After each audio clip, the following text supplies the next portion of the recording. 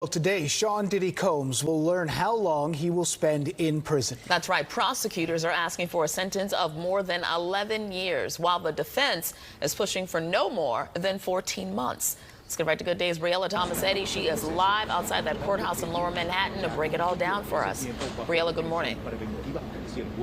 Tashani and Dan, good morning. Diddy's lawyers helped him make a final plea for leniency yesterday in a letter submitted to Judge Arun Subramanian. Diddy writing in part that he was humbled by the case against him and promised to never commit a crime again. Now his fate sits in that judge's hands, who will have to make a decision at some point today. We do know that the sentencing hearing begins at 10 o'clock this morning inside this courthouse behind me. But let's talk about that four-page letter for a moment, because it marked the first time that Diddy made any substantial statement about his case. Here are some key pieces of it.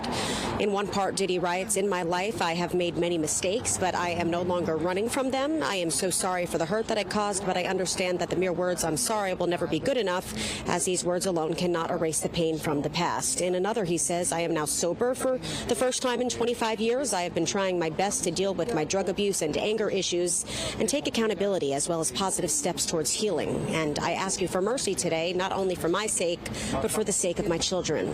Diddy's lawyers have said that he should be sentenced to no more than 14 months in prison, with credit for good behavior and time served. That would indicate they want him to walk free. The judge rejected a last-ditch effort to overturn his conviction on 2 prostitution-related charges. Diddy's legal team argues he was an amateur pornographer not engaging in prostitution, and that the guilty verdict violates his First Amendment rights.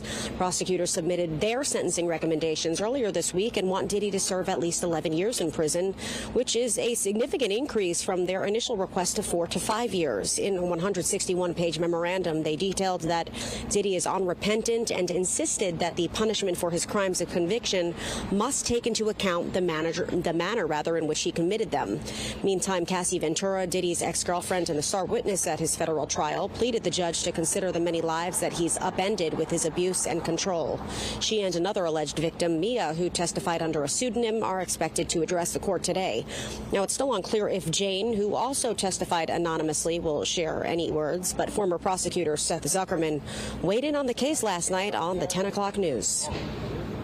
There's a third perspective that's been put forth to the judge, and that is the Department of Probation. And they've recommended 70 months to 87 months, which, if you calculate it, is a little under 6 years to a little bit over 7 years as a time frame. And I have a feeling the judge is going to tether to the Department of Probation recommendation. And I would guess somewhere in the 5-year range is where the judge is going to come down on this. Another crucial thing to note is that before any sentence is handed down, Diddy himself will have the opportunity to speak in court, something he did not do during the trial. Now, he will likely say something along the lines of what he wrote in that letter, saying that he's a family man, that he has changed for the better, and that he is asking for forgiveness. But we'll see what the judge decides later today. All eyes on this courthouse. For now, we're live in Lower Manhattan. Dan, back to you. Big decisions ahead, Briella. Thank you very much.